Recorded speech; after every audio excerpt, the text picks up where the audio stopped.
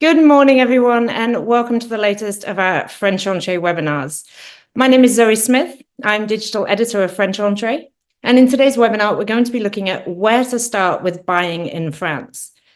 I'm joined today by a panel of 4 experts from our partners at Sophie Folley Immobilier, French property lawyer, Société de Courtage, and Moneycorp, and I'll introduce you to all of those in just a moment. For those of you that aren't familiar with FrenchEntrée, we are part of the France Media Group, and we've been a leading resource for French property buyers and expats for more than 20 years now. We provide a host of free resources, including weekly newsletters and French property listings over at FrenchEntrée.com, as well as putting out regular video content on our YouTube channel.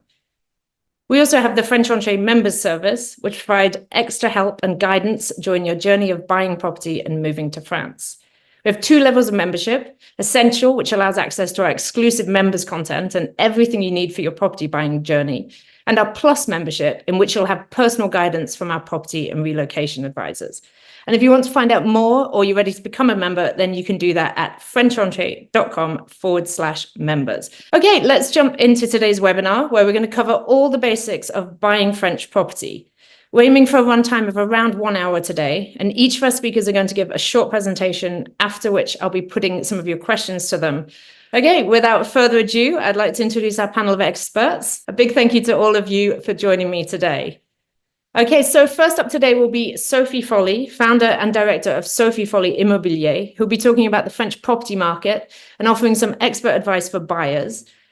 Following Sophie, we'll have Laure Chaveron, who is a French property lawyer and will be focusing on the important legal aspects of the property purchase. Next, we'll have Thomas Nivert, the director of Société de Courtage, who will have all the information about getting a French mortgage. And last but not least, we'll be talking about how to maximize your property budget with Mar Bonin-Palmer from currency exchange specialists at Moneycorp. Okay, let's get started. And we'll go straight over to our first speaker, which is Immobilier Sophie Folley. Over to you, Sophie. Thanks very much, Zoe. And thank you very much for inviting me to share some words of wisdom on where to start with buying a property in France. So just a quick introduction of myself. I moved here in 2005. So coming up for 20 years.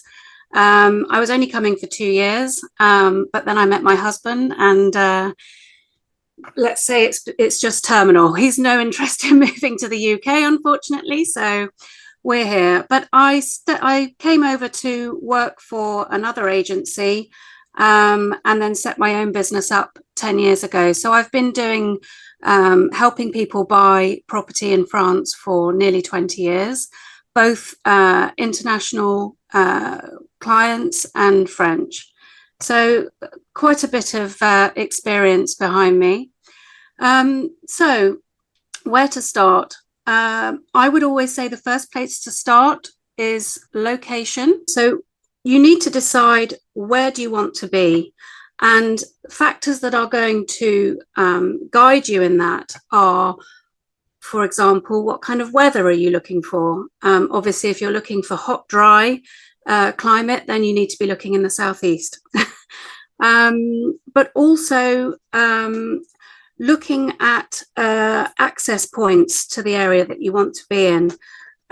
Looking at how quickly you can get to that part of France. So looking at flights, ports, train stations, etc. That's really important when you need to get back to the UK to see friends and family. I live in the furthest part of France from Calais. It's a 15-hour drive door to door, but I can do it in 7 hours, and that includes journey time to Biarritz and the waiting time at the airport. It takes me 7 hours door to door, and that's really important for when you need to get back quite quickly to friends and family. So that's something to take into consideration. Also, what are your interests? Are you an outdoor person? Do you want to take on hiking, cycling, surfing? Are you interested in sports? For example, the area I live in is a huge rugby part of the country. So if you're into rugby, this is definitely the place you want to come to. So that's really how you go about choosing where you want to be in France. Once you've chosen that, you then need to look at your lifestyle. Do you want to be in a rural area whereby you're completely isolated and you're not bothered by neighbours, etc.? Or do you want to be part of a rural village community? Or do you want to be in a town where you're in walking distance to all the amenities, shops, bars, restaurants, pharmacies, doctors, etc.? And also something to take into consideration is whether you want to be in connection with an international community. And you can find out all that information on the internet. You can do a lot of research on the internet before you head down to France. But I would strongly recommend coming down and visiting the area before taking the next step, which is obviously looking at what sort of properties you want to attract, that you are attracted to, and then obviously making contact with an agent. So property types, I think naturally we're drawn to the character stone properties, the farmhouses with land, etc. And they are very beautiful, and when they're all renovated, they're delightful to live in. But I would say also take into consideration the more modern villas, which would require less maintenance, and also you would have perhaps less renovation works to consider with a more modern property. You also might be looking for a lock up and go. If you are using it as a holiday home and it's just a base and you don't want to have to undertake maintenance all year round on a garden, which, believe you me, grows extremely quickly once spring hits, and you're going to be paying people to keep the lawn cut probably every 2 weeks once the sun comes out and everything's growing in the garden. So the ideal is that when you make contact with an estate agent, you have chosen your area and you have drawn up a search criteria to share with the agent, and preferably in order of priority. So what's the most important to you through to what would be a nice to have. So moving on, how do you get in touch with an estate agent? Well, most agents are obviously advertising their properties on the internet. Something to consider is the communication with that agent. If you're a fluent French speaker, then obviously you can contact both international and local French agents. If the language is a struggle for you, then I would strongly suggest working with an international agent. And those agents will often have really good relationships with the local agents in their area anyway. So if there's a property that you see on a local French agent's website, you can ask the international agent to contact the agency on your behalf. So I would strongly recommend contacting a few agents and seeing which one you feel most comfortable with, and then building a relationship with that agent. Because in getting to know you as a buyer, we will know what properties will work for you. If we know that you're particularly sensitive to, example, a noisy road nearby, you don't see on a website whether there's a road in front of the property, but we will know whether there's any kind of nuisance in the vicinity of the property, and we will select the properties that most suit your search criteria.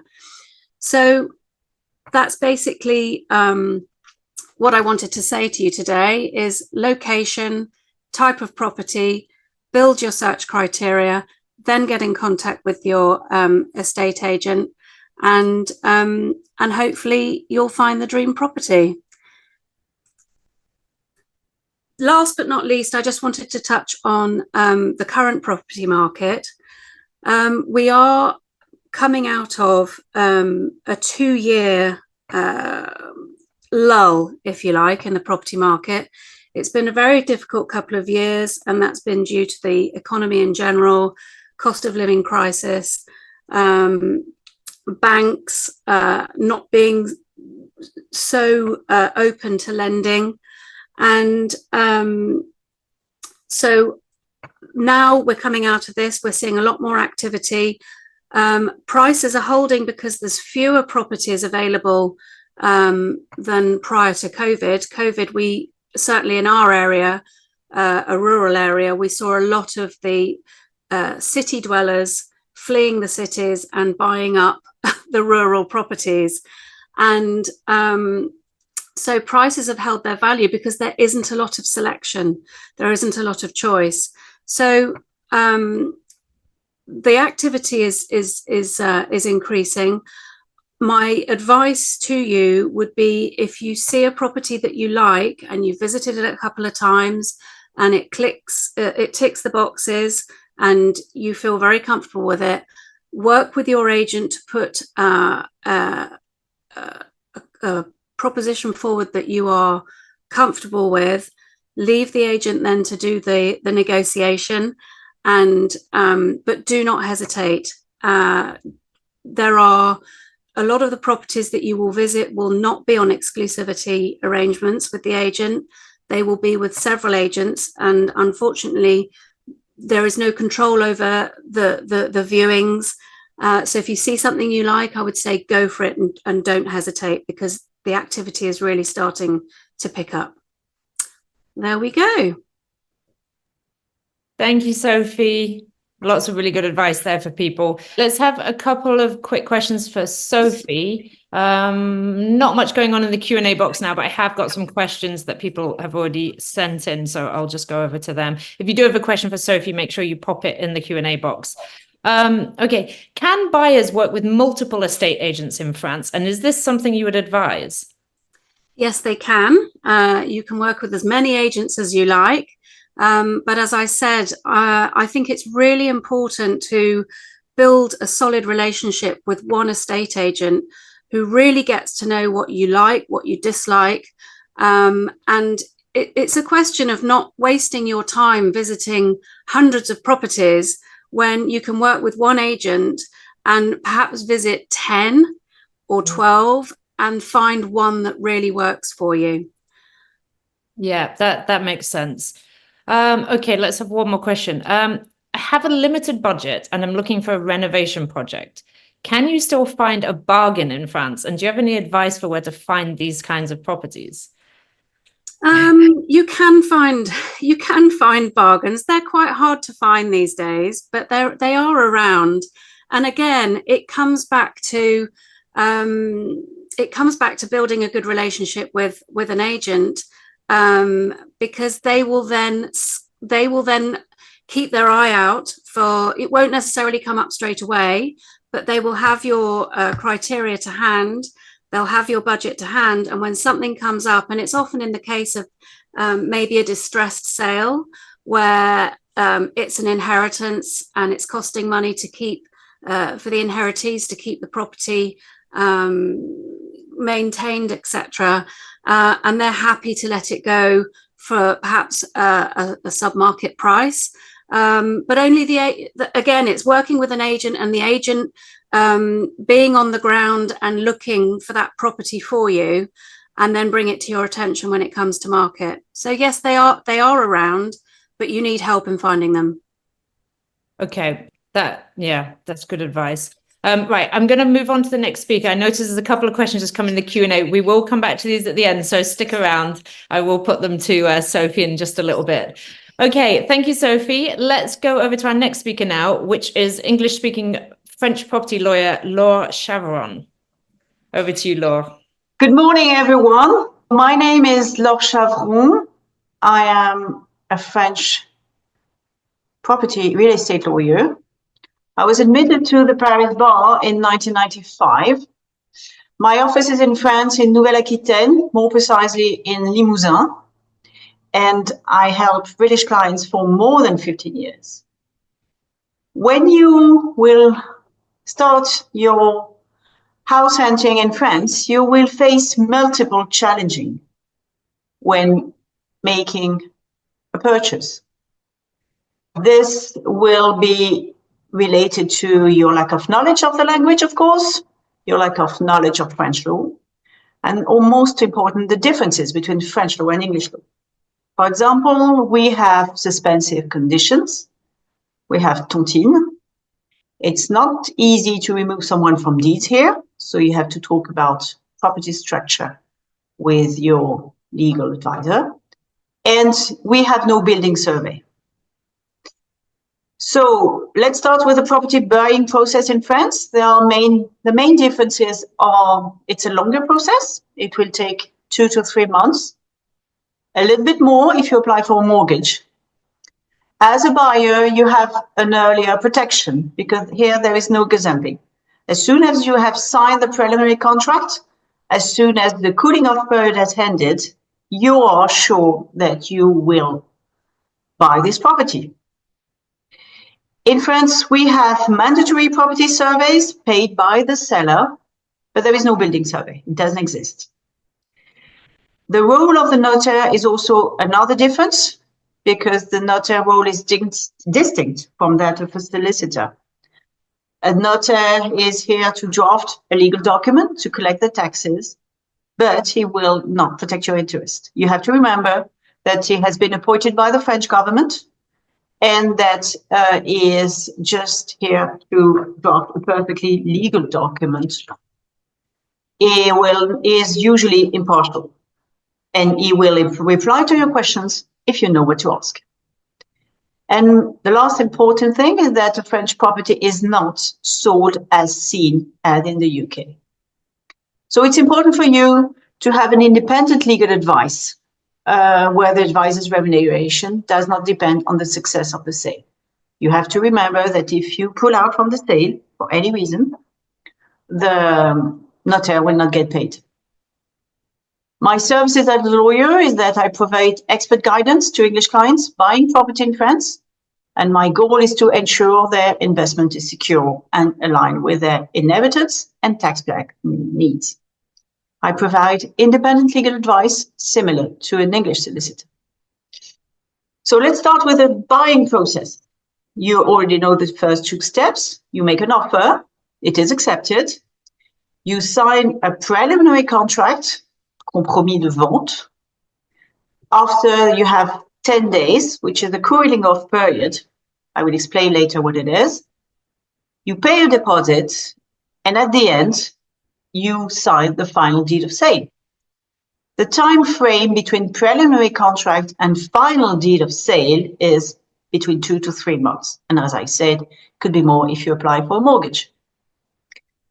Before the preliminary contract, I strongly advise you to obtain all information about the property. For example, you've seen that you're going to be the buyer of 5 acres. You have to check if there is a rural lease on the land. You want to have a swimming pool. You have to be sure that you will obtain permission to build this swimming pool. And if it's a deal breaker for you, you have to be sure that you will be allowed to withdraw from the sale if you're not allowed to obtain this permission. And if there is a wind farm project near your property, it's really important for you to know. Before the preliminary contract also, it's time when you have to decide on the property structure. The property structure here is a lot more important than in UK, because unlike the UK, you cannot remove someone from deeds. Well, what I mean is that you cannot remove someone from deeds the way you do it in the UK, because here it requires drafting a legal document with a notary and paying taxes. So let's start with the preliminary contract. So you have received the mandatory surveys paid by the seller. So lead survey, gas, termites, electricity, etc., etc. All these surveys have to be added to the preliminary contract. You have to remember that it's a binding contract, so be very careful. Usually it is drafted either by a notaire, a lawyer, or real estate agent. and you are allowed to sign either in person or electronically from the UK. Immediately after the signature, the preliminary is sent to the buyer by registered post. This is really important because it triggers the 10 days cooling off period. So these 10 days cooling off period is intended to give the buyer the right to withdraw without providing any justification. When you withdraw, you do not send an email. The only way you are allowed to withdraw is by registered letter. If the withdrawal is not carried out in the proper legal form or is submitted too late, you are irrevocably bound. You have to remember that the time limit begins the day after the first presentation of the registered letter. After the end of the cooling off period, you pay a deposit. Well, it's not mandatory. Maybe the seller will not ask for a deposit, but it's usually between 5 to 10%. It's illegal and risky to pay to the seller. Be very careful about this. And if you withdraw from the purchase after the cooling off period, you risk losing the deposit. So the time frame between the preliminary contract and the deed of sale is between 2 to 3 months, more if you apply for a mortgage. During this period, the notary carries out all the necessary checks before the sale. Some of the information may be crucial for you, but sometimes you have them too late. For example, the notary may let you know that you have easements on your property. It means, for example, that your neighbor is allowed to cross your land 20 times a day if he wants. It's really important for you to know this as early as possible and to do what can be done in order to remove an easement. Or, for example, you want to buy a pond, but your notary will let you know that, okay, this pond needs work, and you did not expect that because the pond doesn't comply. So it's really important for you to gather, as I explained before, all the information before the preliminary contract. And when you sign, you know exactly what you're going to buy. During these 2 or 3 months, it's time for you to consider whether you want a tontine clause to be included in the deed of sale, and you have to inform your notary about that. What is a tontine clause? It states that the property is considered as if it always belonged to the surviving co-owner. So if you buy your property with your husband or wife, when your partner dies, you are considered to have always be the only owner of this property. So you have no inheritance taxes to pay. You have no legal documents to draft. It's very simple. And the deceased heir have no claim to the property. But in certain situations, it might be not suitable for you. For example, if it's your second marriage, if you both have children from previous marriages, and if you think that at the end, all the children will receive a portion of the assets, you have to be aware that under certain circumstances, this is not possible, and this is very expensive. And the other risk is that the tontine clause can be challenged after death too. So you are welcome to call me. I put my email and my website on the screen and my WhatsApp number. Thank you. Thank you, Laure. Right, let's have a couple of questions for you. Right, Steve says, at what point in the buying process should you get your own building survey? And it might be worth just quickly covering what actually is included in France, because I don't think that's not a structural survey, is it? No, there's no structural survey at all.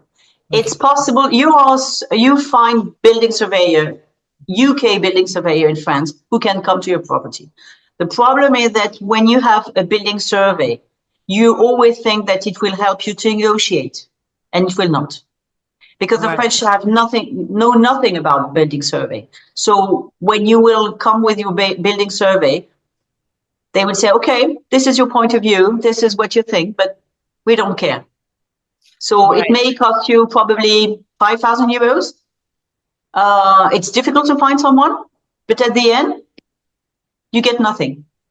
Okay, so this really is probably something you only want to consider if you're actually doing renovation works, and this is really crucial to what you need to do to the property afterwards. Well, what I recommend, which helps better, is to have a quote from a local builder. Okay. Because when you have a quote for a local builder, or you may ask an architect to come, because French know architects. The French don't know a building surveyor, so they will not take this into account at all. So when you have your quote and you say, look, this going to cost us 20,000 more, we would like to offer less. Okay, yeah, that's a really good point, actually. And I think it just adds into the fact that you should always try to think more like a French person when you're buying a French property than an English person, which is why it's good to get the local advice. Okay, Jeremy said, what is the rural lease just referred to? Yeah, I think you must have mentioned something in your presentation. A rural lease, also called a rural tenancy. The farmer may have the right to use the land, and the rural tenancy lasts 9 years with automatic renewal, which means at the end, it's almost forever because he's allowed to sell his right. Right. So and if you sell your land with a rural tenancy, the price is totally different than if you have no rural tenancy. I mean, it's really important that you have no right on your land. Otherwise, you get into trouble. It's very difficult. It's almost impossible to cancel a rural tenancy. It's very difficult. Wow. So this is really something they need to be aware of before this. Okay. And most of the UK buyers say, "Oh, I would like to buy this land just to avoid future developments." But I'm sure Sophie has the same point of view. I mean, in some rural part of France, you have no risk to have a development. The farmers want to keep the land because this is their business, so they will never sell. Yeah. So you're sure that you will have this green view for the next decades. Yeah, and there's a lot of land in France that's designated agricultural land, so you can't build on it, right? From what I understand. Okay, one more question for you, Laure, before we move on. My partner and I aren't married, but we've been advised to get a PAX in France. What difference does this make when purchasing a property together? Well, the problem is not property. I mean, the problem is inheritance, because you're perfectly allowed to buy your property with your partner. But for example, if you die, you think that as a UK buyer, okay, you've made your English will, here's your heir, you get a probate, and that's fine. We don't know what is a probate. It doesn't exist here. And if your partner is your heir, from a French legal point of view, is a complete stranger. So he will have to pay 60% taxes. Wow. So when you buy a lovely property, you renovate, and the property is worth, let's say, 1 million, it's a lot of money. So it's better either to get a PAX, which is a civil partnership, or to get married. Okay, better start saving up for a ring then. Okay, let's go over to our next speaker now. Thank you, Laure. We'll come back to Laure at the end with more questions. I know there are a few more in the Q&A box, so we won't miss them. Right, next speaker is Thomas Nivert from Société de Courtage. Over to you, Thomas. Hi, superb. Thank you, Zoe, and good morning, everyone. So I am Thomas Nivert. I am the co-founder of Société de Courtage. We are a loan broker based in Paris. So we are dedicated to the financing of foreigners buying properties in France. So I will explain. We are dealing with French expats worldwide who are buying properties, and the second half is foreigners, any nationalities who are willing to buy either an investment or a holiday home, or just to relocate to come and settle to France as a living country. So our office is is located in Saint-Germain-en-Laye, near to Paris. We have been in this business for 10 years now. We are 6 people. And we came to this business by being ourselves expats in the previous life, where we lived in Asia and Middle East, and we did several investment remotely when being based in Asia. And so when you live in India, for example, you have a pay slip in Indian rupees and you want to apply for a bank loan in France. Even as a French, okay, it's an interesting experience to go through. And so after years of working in those, then we set up the company, and we are now a team of 6 people.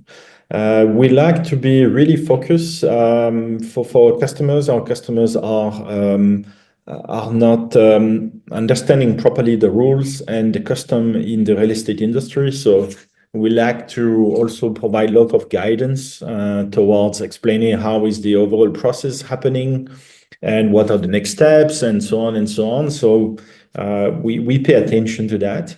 And so, as I said, 100% of our relationships are with non-resident, either French expats or international buyers. I think just to move on into the mortgage loan, I wanted to highlight this website, which I found very useful. This website is TerraVisu. Will give you, when you start, okay, where could it be in France? What are the infrastructures nearby, and so on and so on.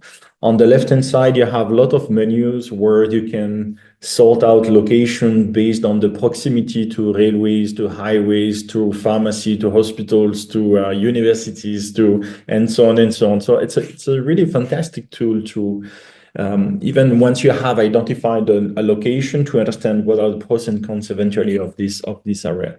I think Sophie said very clearly, it's really important. Every project is unique. So you don't have to do the same project as your friend. You want either an experience in the rural area, or maybe you are more like a city person. You are more a sea-facing, seafront kind of a person. So you can, as a foreigner, buy a property everywhere in France. You can buy a villa as you can buy a flat in the city. So there is no issue with that. But I think it's really important to try to project yourself about, okay, what kind of person are you? And are you really sure you want to be in the far, remote, small village without any kind of stores and facility, because it's not the same life as if you live in the city, for example. So that was just a small aparté between the presentation. So as a foreigner and you are considering to move to France, well, you are most welcome. We are very happy with this. France law gives you the opportunity to avail a mortgage loan in the same conditions and process as a French person, as a resident person. So that's the theory, that's the law. Now, when it comes into practice, what happened is, maybe if you have done it or not, you push the door of the bank. The bank networks are not necessarily trained, nor speaking English, nor really capable to understand your application. So still the guy may be friendly, receives you, talk to you, and say, yeah. But unfortunately, those banks and channels are not really trained, not focusing really on foreigners. So the risk is that your application might stay on the desk forever.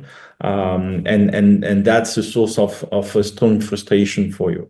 So we are here to help, and this is where we come into play. Who can buy in France? Pretty much everyone. You can be single, you can be married, you can be active, you can be retired. Anybody can borrow and can buy. You are referring to the previous question. You don't have to be married. You don't have to be pax. You can be 2 individuals who are buying a house. So, as Laure said, the point is not really on the getting accession to the property. It's not really on the mortgage. It's more about, you see, in the event of one of the two, okay, passing away, dying or so, then it's more succession topics than a mortgage or financial or title. There is no age limits still. Most banks will apply a limit of 75 years old. So they would like that the loan be repaid before your 75th anniversary. Okay, so keep this in mind. That's important, and it applies to some of the banks, not all, but quite good numbers of them.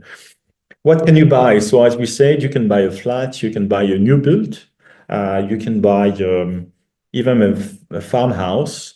Agricultural land used to be quite restricted, so it's not prohibited, but it's restricted. So it comes with more restrictions and I will say barriers to entry. This is purposely made to preserve also the agricultural land to remain an agriculture operated land, right? So there is a meaning behind it. Then how? So as a mortgage loan agency, and we will be looking at your revenue streams. They can be pension, they can be salaries, they can be dividend.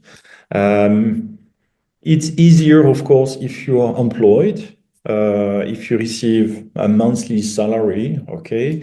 But we are also financing a lot of freelancers, consultants, who are running their own companies.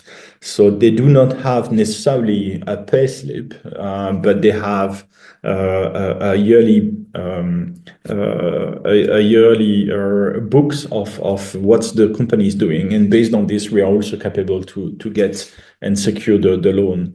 The LTV, the loan to value, really depends from project to project. What you need to keep in mind is most of the time we are in the 70% and up, okay, to finance you, and so we will go to a few examples later on. Now, just to understand, what's the value proposition? I want to buy a property in France. My house is fully paid in UK. I can do some equity release and get the money to buy the house in France. So here, what you have is a comparison of the 20 years interest rate, fixed rate between US and France. The rate in the UK will be pretty much similar to the US. What we observed is that France is consistently lower than US and UK in providing interest rates. So borrowing money will be quite cheaper to do in France than it will be in the UK. Okay, that's the important point. And so where are we in terms of rates? Where the rate in France are amongst the lowest in Europe. As you can see, the last 5 years, the interest rate were historically low. We don't believe that the market will go back to this 1%. We believe more that the market will stabilize somewhere in 3%. So we are referring 3% for a fixed rate 20 years, which is the standard for France, right? So we believe we are now in the 3.5, and somehow there is a lot of uncertainty going on today in the world. So we believe that the rates will not continue to go down much further, okay? Still, what we observed as a loan broker, we observed that the market conditions today are better than they were a few years ago, in a sense that the LTV has increased from 60 to 70 to 80 to 90% now, which is quite good. So you can borrow, in essence, you can borrow a bigger amount of the property price, which is a good news.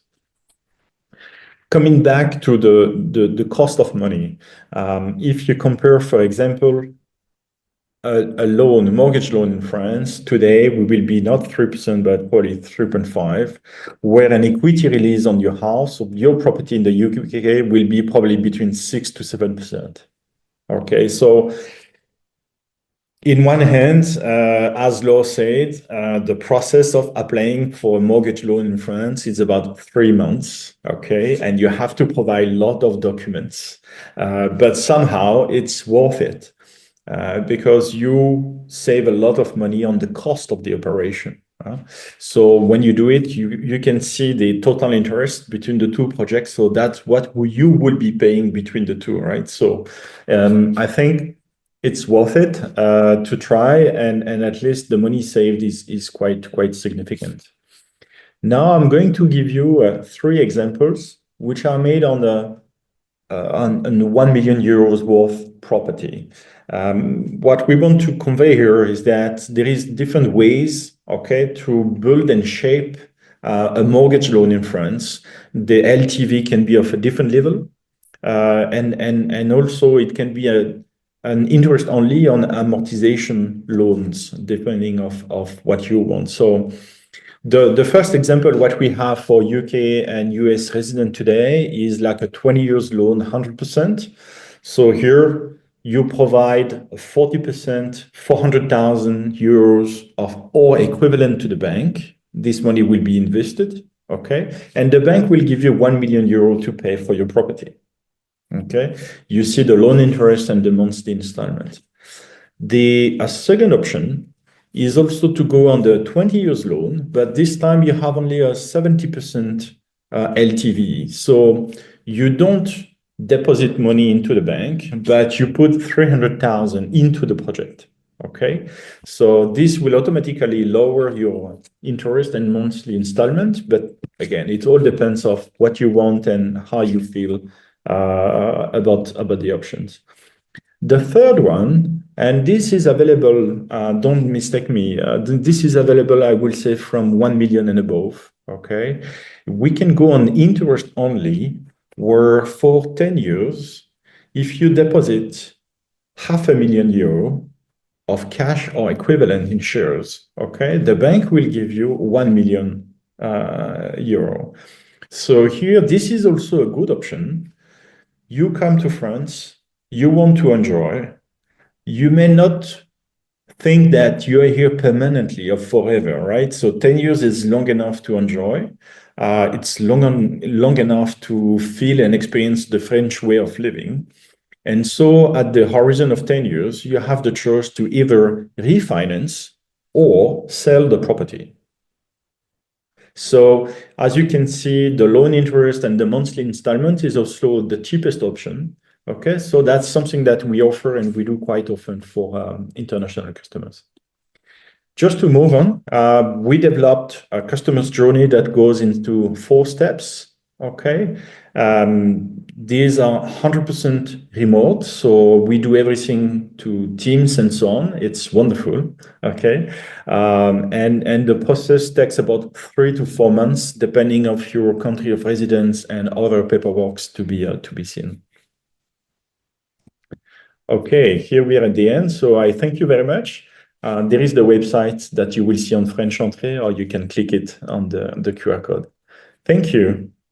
Thanks, Thomas. Really useful there. And I do want to remind everybody we are recording this and it will go on the YouTube channel. So if you do want to go back and look again at all these nice charts and presentations that the panelists have put together, you'll have a chance to do that. Right, let's have a couple of questions for you, Thomas. Okay, can I get pre-approval for a French mortgage before signing the compromis de vente? Yes, we do it, and I think it's a good practice. We do it regularly. Still, it's not binding. Okay. Like it might be in other countries, but it gives you first the peace of mind that your project is viable, and second, it can give you eventually a stronger negotiation tool with the seller to accept your offer. Okay. This is an interesting one because I think a lot of people buying properties struggle with this, especially if they come from the US. Can I get a mortgage in France if I don't have a French bank account yet? Yes, we take care of this. So as part of the process, we will open the bank account. So everything is done remotely. So this is why foreigners can buy a property in France. You don't have to come and leave. You can use it or even not use it. So the ownership title is completely detached from even a visa and immigration matters. Okay, so we in most of the time we open the bank account in the bank where the mortgage loan will be initiated. Okay, that's good to know. And I'll just add a follow-up question because I've noticed one come in now. Luanda says, does a French bank have to be used, or can a Euro bank or an account like Revolut or something like that be used? Alors, you can use a European banks, okay, for your transaction and everything. Now, we are dealing with a pool of 50 banks, mostly from France, but not only. It really depends if you are buying a farmhouse in Dordogne, or if you are buying a flat, multi-million flat in Saint-Tropez or in Paris, right? So we don't go to the same channels for those. And again, and I think that's really the next speaker. So you need to find companies, banks, which is capable to help you on the day-to-day operations too, when it comes to foreign exchange and those things, right? So sometimes local banks are not the best and most efficient solution provider. Absolutely. Well, thank you for the perfect segue into our next speaker, which is Mar Bonin-Palmer from Moneycorp. So over to you, Mar, and we'll come back to Thomas at the end. Hello. Thank you, Thomas. I'm happy to answer any other question regarding bank accounts also. Let me just attempt to share my screen, of course. Thank you very much for joining us today. My name is Mar, and I'm representing a company called Moneycorp. We are a foreign exchange specialist, and what we do is we help individuals and companies changing their funds when they need to make an international payment, and in your case, hopefully, buying a property in France. Most of you are here today because you are either involved in a process of buying a property or looking forward to buy a property in France. And to do so, you will need to pay for that property in euros. And most of you are holding their funds in a different currency. I think most of you are holding pounds, but I've already seen someone from Long Island joining us. So I believe that some of you may be outside the UK holding a different currency, in which case the presentation is equally relevant for you. And if you have any specific questions about the currency, just come back to us at the end. Okay, so how you change the funds and when you change the funds will define very much the price and the cost of the property that you are buying. And that's what I'm here for, to explain a little bit what is the impact that the exchange rates can have on your budget, and also different steps, tools and tips to actually hopefully manage that budget. And as Zoe said at the beginning, maybe trying to even maximize in the budget that you have. A little bit about myself and Moneycorp. I've been at Moneycorp for 18 years. And when you deal with a company that is going to manage your money, it's very, very important that you understand who is this company. Most important thing, you have to make sure that the company is authorized and regulated in the jurisdiction that you are operating, and also for the services that you are being offered. Moneycorp has been in the FX industry, offering FX services for over 45 years now, so which makes us one of the longest established foreign exchange companies in the UK, and also one of the largest ones. And in this particular case, size does matter, because the fact that we are bigger and we have an important international footprint help us dealing with most of the clients around the world, whether you are based in the UK, in America, or other places in the world, but also help us to have bank accounts and facilities in these countries to make the full flow of funds in between countries hopefully more cost effective for you. Also, it's important to mention, because we're talking about France, that if you are thinking about moving permanently to France and you become a resident in France, you will need to use a provider, hopefully, that has a license in Europe. Moneycorp has a license in Europe, so if you move there, you will be able to still use our facilities and take advantage of our benefits. The most important thing, we have the capabilities to offer you a good rate of exchange when it comes to exchanging your funds for your property purchase. Now, let's start the presentation with the daring question. Would you buy a property in your home country without knowing the exact price that you are paying? I am in expensive London at the moment, and I just checked before the presentation what's the average price of a property in London, and it's actually £650,000, which is extortionate. And probably you're just getting like a 2-bedroom flat, I believe, at least where I live. And imagine that you walk into that property and your agent is saying to you, oh, this property may cost you 600,000, but may cost you 650,000. You'll think, well, that is exactly what happens when we have a person buying a property overseas that doesn't acknowledge the fact that eventually that person will have to change the funds. And how, as I said, you change the funds will determine the price that you are paying for the property. It is, as we will see in a second, very unlikely that the change rate that you get when you find that property and put an offer is the same exchange rate that you get at the time of paying for that property, which is the same thing that's saying it is unlikely that the price that you agree is the same price that you end up paying. And this is why foreign exchange is very important. There is 2 reasons why this situation happened. One is because the exchange rates are constantly moving, constantly fluctuating. And the second, which was touched here by Laure, is the timeline of the property transaction in France. Let's see this one first. So as explained at the beginning, the process as an average in France can take about 3 months. So I find the property, I put an offer on that property, I will go and sign what is called the compromis de vente.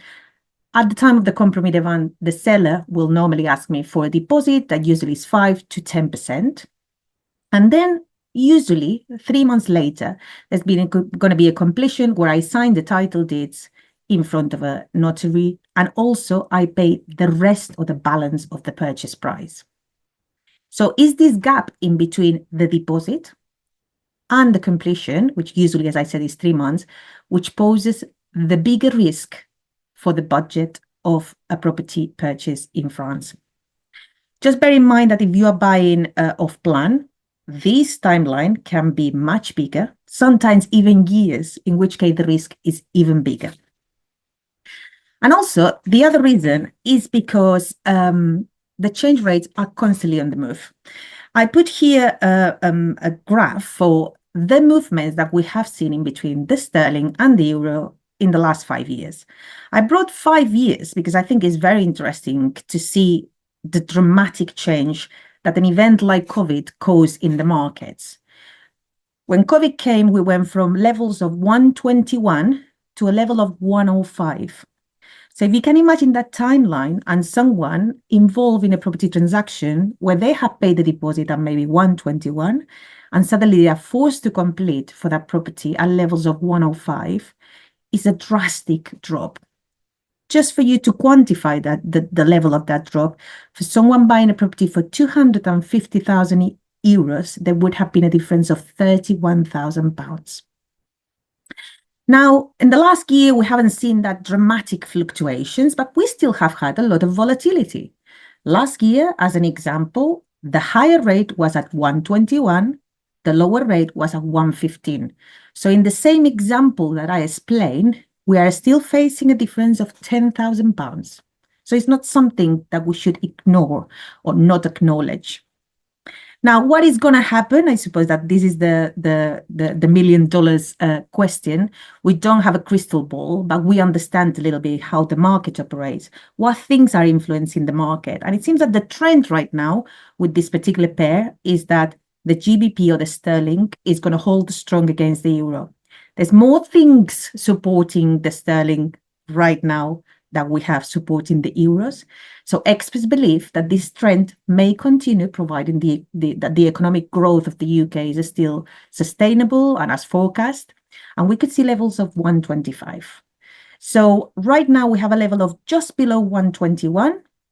So if you take into account what we did last year, we are at the perfect moment for those holding a sterling to buy euros. If you are holding US dollars, as our participant in Long Island, the US dollar has been extremely strong on the last couple of years and is still very strong. However, since January, we have started to see a little bit of weakness on the US dollar, which needs to be noted for those who are in America.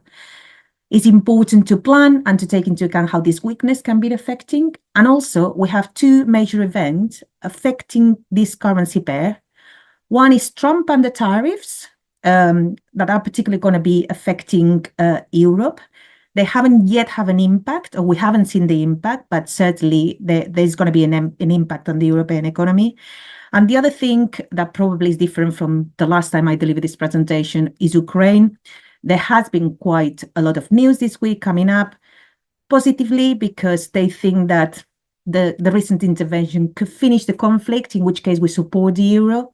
But obviously, the recent events yesterday and the recent speech from Trump could accelerate things in another direction. And the Ukraine conflict really, really always has an impact on the euro. So two things to watch out.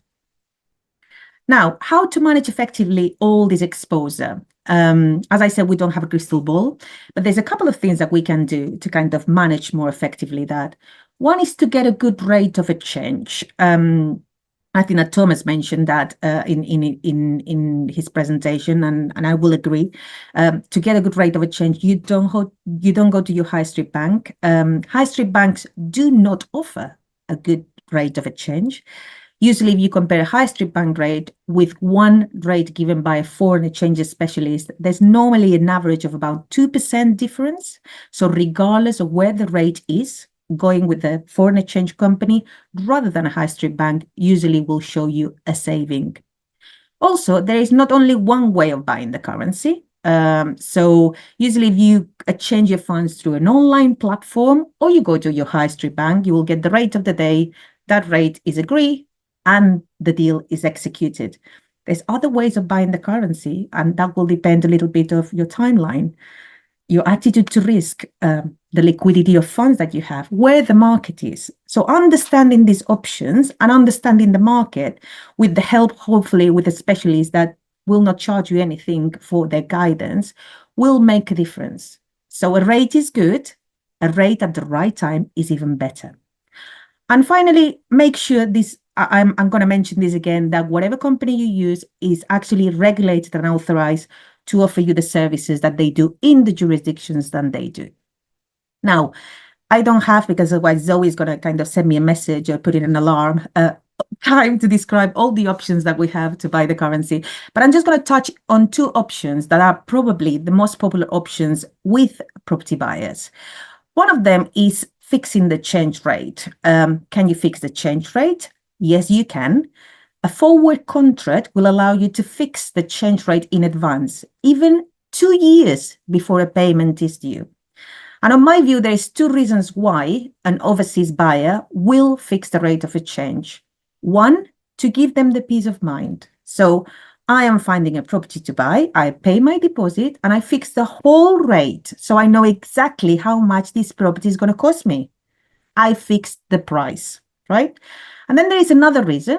I find the property, I pay the deposit, and at the time of paying the deposit, I look at the market, and that rate is much better than the day I found the property. So I'm going to fix the whole price, and I'm going to maximize my budget. Because initially, when I put my offer, the rate was 119, and now it's 122. So I'm winning, so I'm going to fix the rate. Two things to take into account with forward contract. Once you fix, there's no way out. Okay, so it's very important that you get like this, that educated choice, and you get the information and know that is the right tool for you. And secondly, there's no cost, but there is a 10% deposit of the full amount that you are fixing. So you need to take into account that. And secondly, can I access a better rate of exchange? So it could be that the rate right now is not the ideal rate, but I have hope that in the 3 months that I have, the rate is going to improve. There's enough information out there thinking the rate may get better. So I'm going to tell my person at Moneycorp, for instance, my account manager, can you please target a rate of exchange of 122? And if the market goes there, the rate will automatically, or the euros will be automatically bought at that rate. Equally, I can tell my dealer, could you please buy my or put a stop limit order, that means that if the market collapses and go below a certain level, the euros will be bought before that level is achieved. So I'm trying to target the best rate, but also trying to protect my budget. And finally, I don't know how I'm doing with time, but hopefully well. I'm just good. And I'm just going to tell you, most of you are here to buy a property in France, not to speculate on currency. You have been dreaming of buying a property in France because you like the wine, the cheese, the culture, the countryside. So don't get too fixated on all the technicalities. There's great professionals here to help you. So make sure you get the right guidance and advice, and you just enjoy that journey. Okay, there's no right or wrong decision, especially on foreign exchange. The rate will continue moving, so just make sure that the decision you take is comfortable for you with the right guidance of the right professional.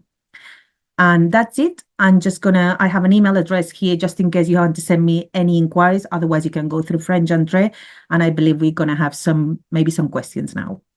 Thank you. Mar. Yeah, and I absolutely second that last bit of your presentation. So I know we are a little bit pushed on time, but I'm just going to let this webinar run over a little bit. I hope you can stick with us because I want to try and get through all the questions that everyone's put in. So we'll start with Mar as I've got you here. Let me have a quick look. Okay. This should be an easy one. When I sell my French property, can you also manage the exchange back into pounds? Yes, of course. And actually, this is very important, repatriation of money. The money, as Laure will know, is going to be held by the notaire. And normally we work with the notaires to make sure that the repatriation is happening. And also, sometimes we find that buyers have already closed their bank account in France at the time of selling. So we can facilitate even more that repatriation of funds in the same way. Okay, that's really good to know. Okay, I have a mortgage in France, but my income is in pounds. What's the best strategy for managing these payments? So very briefly, I will just say there's different ways of doing this.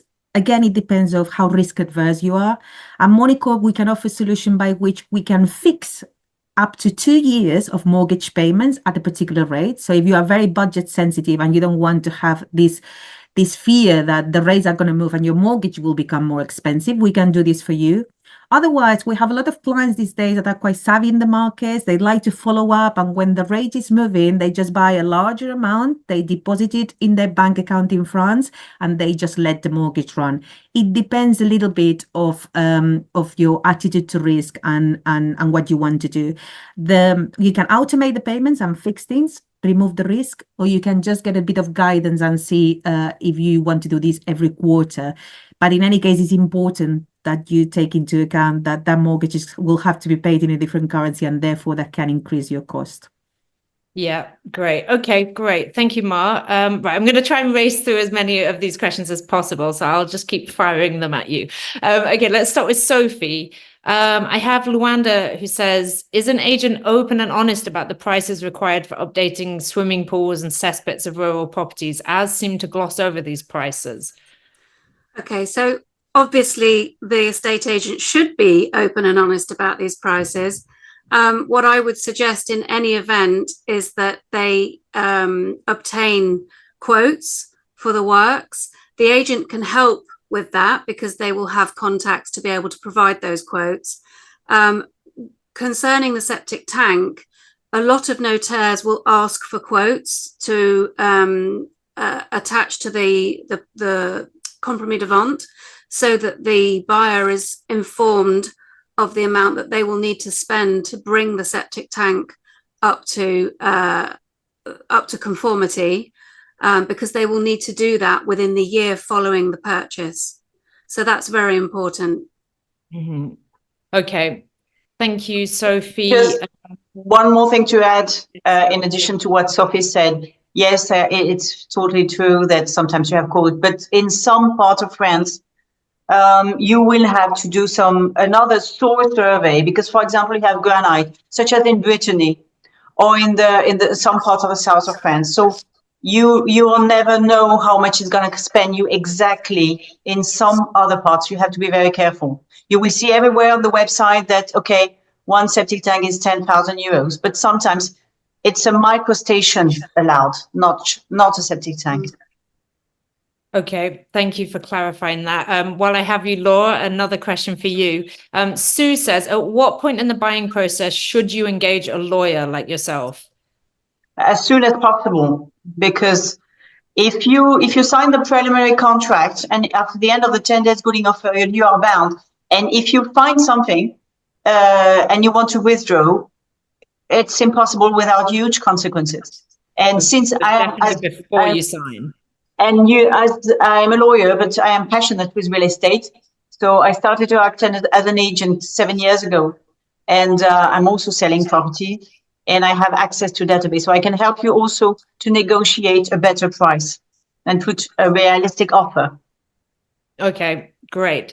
Right, Thomas, one for you. I've heard you can only take out a mortgage in France if it's less than a third of your income. Does this apply to foreigners? Yes, it's a good one. Yeah, absolutely. Most banks are following a debt ratio, which will be calculated based on your income, source of revenues, minus your charges.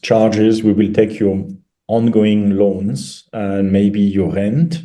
We will not take like the school fee. We will not take those kind of charges as part of the debt ratio.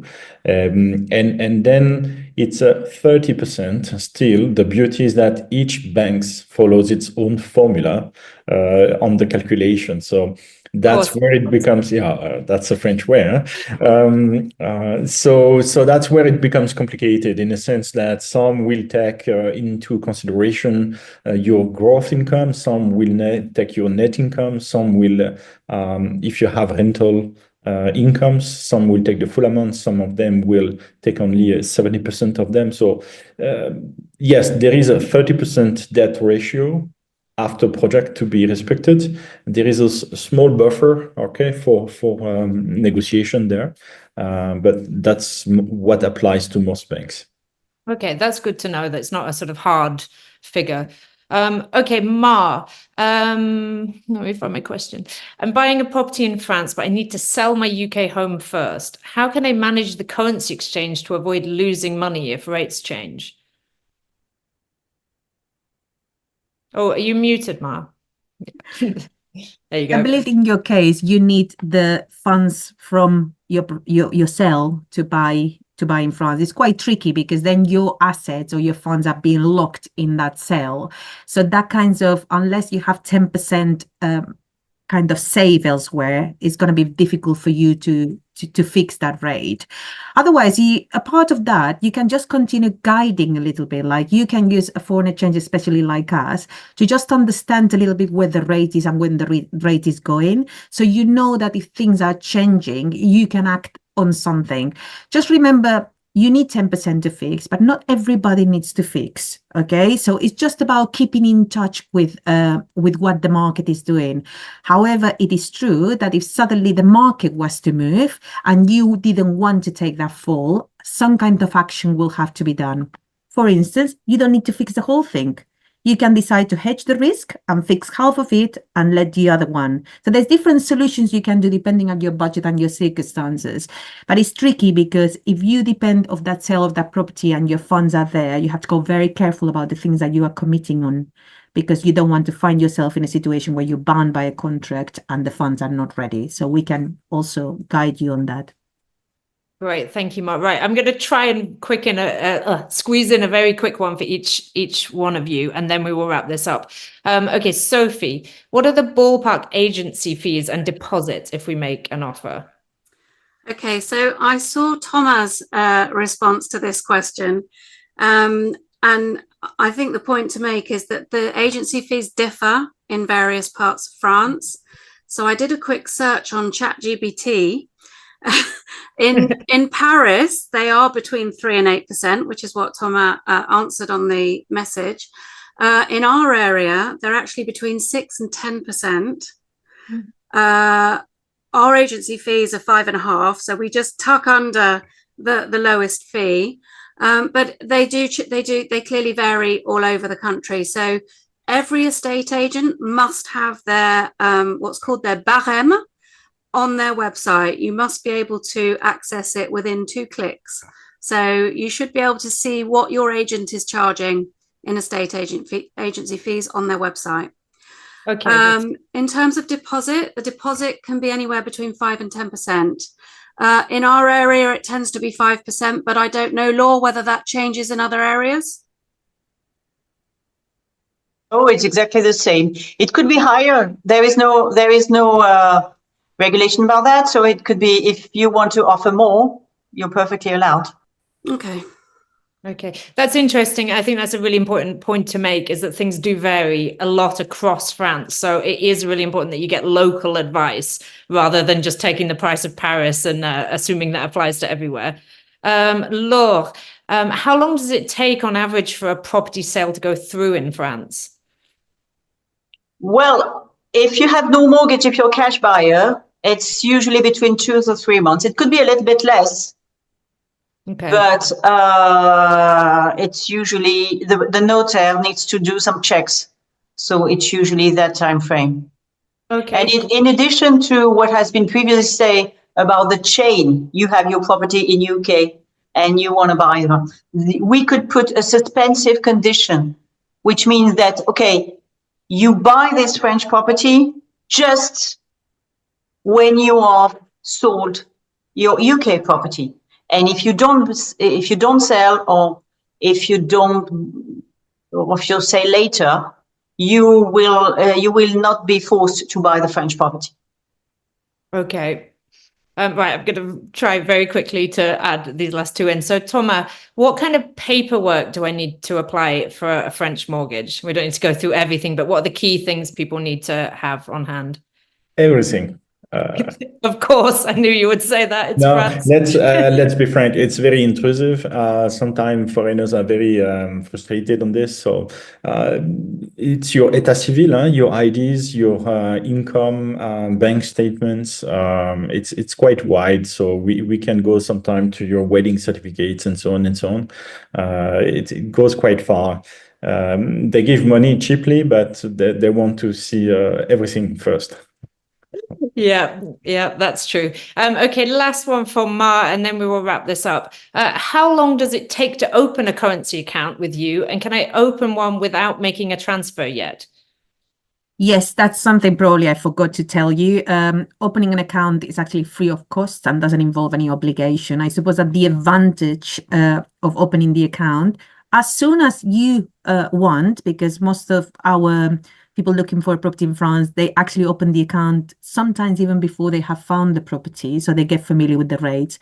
So we are not in any rush, Zoe, to trade the client or to do a trade for the client. The client can open the account and keep conversations with their contact at Moneycorp about the rates, the options, the market, and just execute a trade when they are ready and when the property has been found and payments are due. It takes normally, our marketing department says, 180 seconds to open an account. We are not as intrusive as the French with the mortgage applications. It's actually quite straightforward to open a private client account. If we need any more documentation, we'll ask for it down the line, depending on the size of the trade and the jurisdiction that you are in. Okay, great. Okay, I will wrap it up there because we have gone quite over. Sorry about that. So that's all we have time for. And thank you to all of you that attended. Thank you to our panel for giving up your time and answering all your questions. If we didn't get around to your questions today, we will make sure we forward them on to the relevant panelists. And if you do have any additional questions or you want to get in touch with any of today's panelists, you can email us at webinar@FrenchEntrée.com. If you enjoyed today's webinar, keep an eye out for more FrenchEntrée webinars. We've got quite a few dates in the diary already. And remember, if you want to discuss your personal situation with one of our FrenchEntrée property and relocation advisors, you can also become a FrenchEntrée member. Go to FrenchEntrée.com/members. Okay, thank you one more time to everyone, and I will hopefully see you all on the next webinar. Thank you.